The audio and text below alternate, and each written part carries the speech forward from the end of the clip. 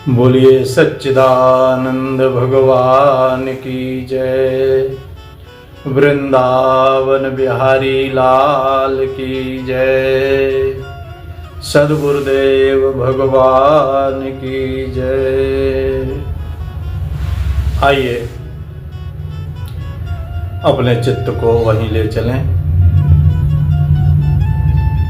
कथा के आगे की कथा श्रवण कहाँ से प्रारंभ होती है? तो कहते हैं देखो, भगवान कृष्ण की कथा प्रारंभ अब हो रही है। भगवान कृष्ण की कृपा की कथाएं प्रारंभ हो रही हैं और वो उस समय की बात है। पांडवों की कथा कहने से, महाभारत की कथा कहने से, परीक्षित की कथा कहने से जन्म की कथा और इन कथाओं का उदय होगा।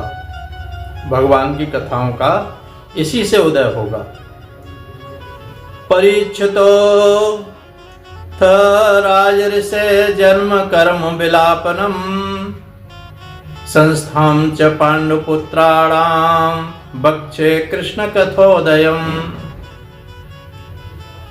परीक्षितो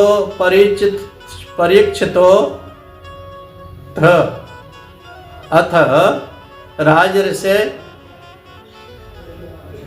राजऋषि परीक्षित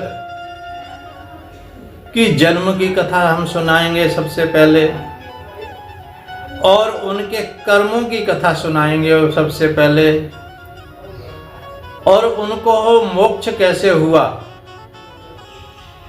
ये कथा बाद में सुनाएंगे। पहले तो जन्म होगा, फिर कर्म करता है व्यक्ति, और फिर उसके जीवन काल में वो जैसी जैसी साधनाएं करता है तो जीवन से मुक्ति, परम गति की प्राप्ति कैसे होती है, ये भी परीक्षित की कथाएं आपको सुनाएंगे। और संस्थां च पांडुपुत्राणाम, जो पांडवों ने स्वर्गारोहण किया वो भी कथाएं हम आपको सुनाएंगे, क्योंकि उस कथा से ही कृष्णो कथो उदयम, भगवान कृष्ण की कथाओं का उदय होगा। तो आइए शुरू करते हैं। यदा मृदे कौरव सृज्ययानाम वीरे स्वतो वीरगतिं गतेषु ब्रकोदरा विद्यगदा विमर्श भगनोरुदण्डे धृतराष्ट्रपुत्रे भगनोरुदण्डे धृतराष्ट्रपुत्रे।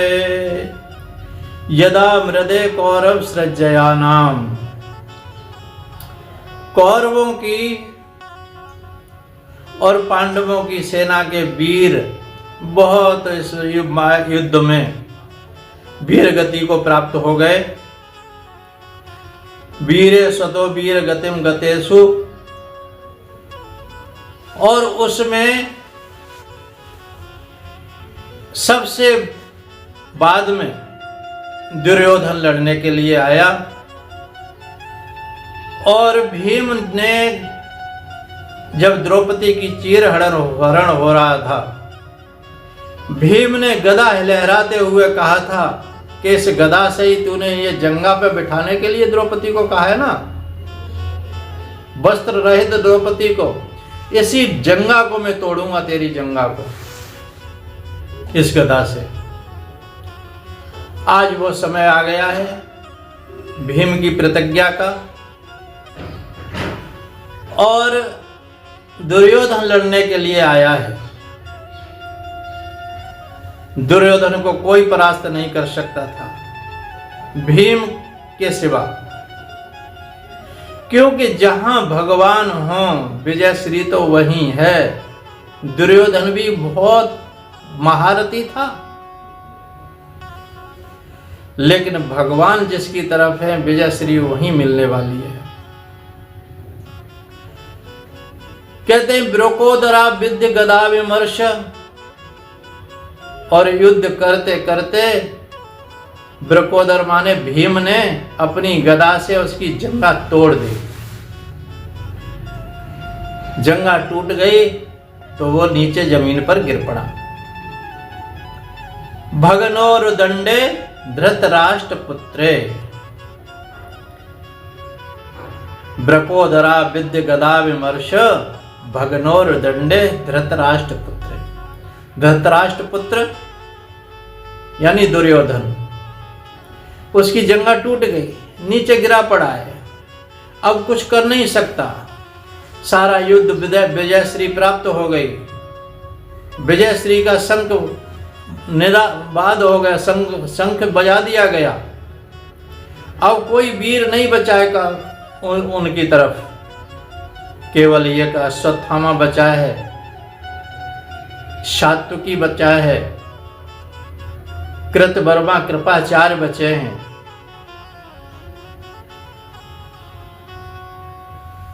और वो जाकर के अश्वत्थामा आते हैं उनके पास में, सब अपने अपने शिविरों में चले गए। अश्वत्थामा आए, मित्र मैं तुम्हारे लिए क्या कर सकता हूं, मैं कुछ भी कर सकता हूं। तो दुष्ट ने क्या कहा, मरते मरते दुष्ट दुष्टता ही नहीं छोड़ता। दुर्योधन ने कहा पांडव सो रहे होंगे अपने अपने शिविरों में, पांचों पांडवों के सर काट के ला सकता है तू मेरे लिए? पांचों पांडवों के सर ले आ और ले, अपने खून से ही तेरा तिलक करता हूं, आज का सेनापति तू। अश्वत्थामा ने कहा मित्र अगर पहले मुझे सेनापति बना दिया गया होता तो अर्जुन से मैं कमजोर महारथी नहीं हूं। आज अगर आपने महारथी बनाया है तो मैं ये भी करने को राजी हूं, और मैं पांचों पांडवों के सर लाके दूंगा। और पांचों पांडवों के सर लेने के लिए गया, और उधर भगवान तो सब जानते थे। भगवान ने कहा देखो भाई विजय श्री के दिन अपने शिविर में नहीं चलो, जमुना किनारे घूम के आते हैं। वो घूमने चले गए पांचों पांडवों को लेकर के, और खाली बिस्तर देख करके उनके पांचों पांडवों के 5 पुत्र जो द्रौपदी के पुत्र थे वो जाके भीम की सैया पर लेट गए। भीम के पुत्र भीम की सैया पर लेट गए, नकुल की सैया पर लेटे, सहदेव की सैया पर लेट गए, और अर्जुन का पुत्र अर्जुन की जो द्रौपदी से पैदा हुआ था वो अर्जुन के सैया पर लेट गए। भीम का पुत्र भीम की सैया पर लेट गए। पांचों पुत्र द्रौपदी के उन सैयाओं पर लेटे हुए हैं, सो रहे हैं। और उसने देखा शिविर में पीछे से घुसा, और उन्होंने कहा ये सो रहे हैं, और अश्वत्थामा ने उनके सर काट दिए सोते हुए के। सोते हुए के सर काट दिए, और सर काट करके लेकर के सरों को और दुर्योधन के पास पहुंचा। मित्र ये लो, आपने आदेश किया था, मैं पांचों पांडवों के सर ले आया हूं, लाओ मुझे भीम का सर दो। और भीम का सर दिया, भीम के पुत्र का सर जैसे बड़ा था वो दिया, और उसने ऐसे दबाया और वो एकदम चूरन हो गया। और दुर्योधन भी समझ गया ये पांडवों का भीम का सर नहीं है, भीम के पुत्र का सर है। जब निरीक्षण किया तो पुत्रों के सर थे, और उसको साफ लगा हुआ था कि जब तुझे प्रसन्नता और दुख एक साथ उत्पन्न होंगे तभी तेरी मृत्यु हो सकती है। आज उसको एक तो प्रसन्नता ये हुई शुरू में कि ये पांचों पांडव मेरे दुश्मन थे और ये आज सर इनके कट गए, मैं न रहूं। दुष्ट की नीति यही रहती है, मैं चाहे संसार में रहूं या न रहूं, मैं आज ही मर जाऊं, लेकिन मेरे जो दुष्ट हैं, दुश्मन हैं मेरे, वो भी नहीं रहने चाहिए। न मैं जीऊंगा न दूसरे को जीने दूंगा। और एक साधुओं की होती है, सज्जनों की होती है, जियो और जीने दो। अर्जुन, दुर्योधन ने कहा भीम का सर लाओ पहले। भीम का सर दिया गया और भीम का जो सर दिया तो चूरन हो गया। उसने कहा ये दुष्ट, ये पांडवों के सर नहीं है। निरीक्षण करके देखा तो सब बच्चों के सर थे और उसको दुख हुआ। अरे दुष्ट, मेरी जो बैर था, मेरी जो दुश्मनी थी, मुझे जो पांडवों से ही मेरा बैर था, लेकिन ये पांडवों के पुत्र हैं, इन पुत्रों से मुझे कोई बैर नहीं था। और दुखी हुआ। बोले इधर के भी बच्चे मारे गए और उधर के भी मारे गए। अब हमारे वंश का कोई भी नहीं बचा, वंश समाप्त होने वाला है। और उसको दुख हुआ और उसकी प्राणांत तो ही हो गया। अब अश्वत्थामा भागा कि अर्जुन जरूर आएंगे और मुझे पकड़ लेंगे, मुझे ले जा करके मुझे बहुत ही मृत्यु दंड अवश्य मिलेगा। वो भागा और उधर द्रौपदी रुदन कर रही है। माता शिशूनाम निधनम सुतानाम निशम्य घोरम परतप्यमाना। जब द्रौपदी ने अपने पुत्रों को, धड़ों को देखा सर से रहित शिविरों में, तो द्रौपदी वहां रुदन कर रही है। तदा रुदर बाष्प कला कुलाक्षी ताम सात्वन अन्ना किरीटमाली। किरीटमाली नाम है अर्जुन का। और वहां तब तक सबको लेकर के अर्जुन भी आ जाते हैं, सब पांडव लौट कर के आ जाते हैं और उनको भी बड़ा दुख हुआ। लेकिन द्रौपदी को उन्होंने सांत्वना दी कि द्रौपदी, जिसने भी तेरे पुत्रों को मारा है, मैं उस दुष्ट को ला करके तेरे सामने कर दूंगा और तू जैसे भी उसको दुष्ट को सजा देना चाहे वो देना। मैं समझ गया हूं ये किसने कार्य किया है। ये अश्वत्थामा का कार्य है। और वो जाकर के भगवान कृष्ण को रथ को सारथी बना करके जब गए, अश्वत्थामा भागा दौड़ा, लेकिन अश्वत्थामा क्या करता? अश्वत्थामा के पास बचने के लिए केवल ब्रह्मास्त्र था। और ब्रह्मास्त्र उसने बचने के लिए कि मुझे तो अब अगर पकड़ लिया, अगर ये न चलाया, कोई मेरे पास कोई बचाव का कोई साधन नहीं है, केवल ब्रह्मास्त्र है। और ब्रह्मास्त्र को वो छोड़ना तो जानता है, लेकिन वापस करना नहीं जानता। उसने ब्रह्मास्त्र को छोड़ दिया अर्जुन के ऊपर। और जब देखा कि ये चारों तरफ तप्यमान हो गया है, तपायमान हो गया है, चारों तरफ से आग ही आग बरस रही है, तो भगवान कृष्ण की केवल यही है सब कुछ साधन।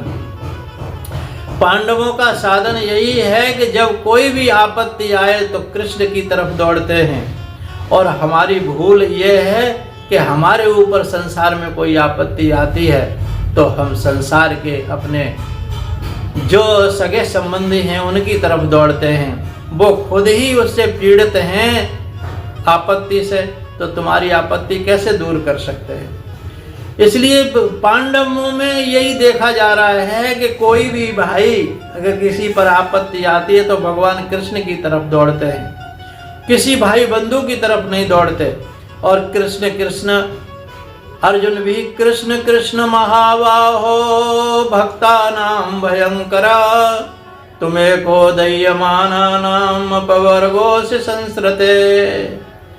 हे श्री कृष्ण, हे महाबाहो, हे भगवान, हे प्रभु, भक्तों के अभय दान देने वाले प्रभु, मैं तुम्हारी शरण हूँ। एक तुम ही हो जो मुझे बचा सकते हो।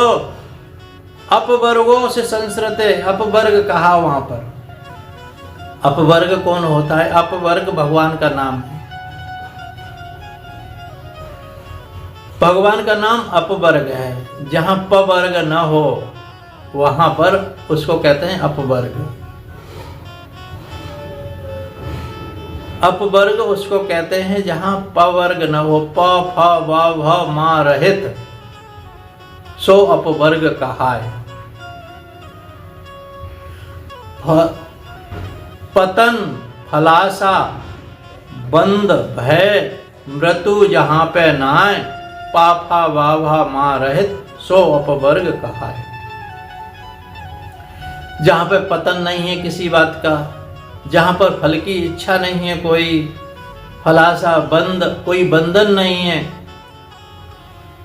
बंद, भय, किसी प्रकार का भी भय नहीं है, पतन, फलासा, बंद, भय, मृत्यु जहां पे ना है, मृत्यु भी नहीं होती, और पाफा वाभा मा रहित, सो अपवर्ग कहा है।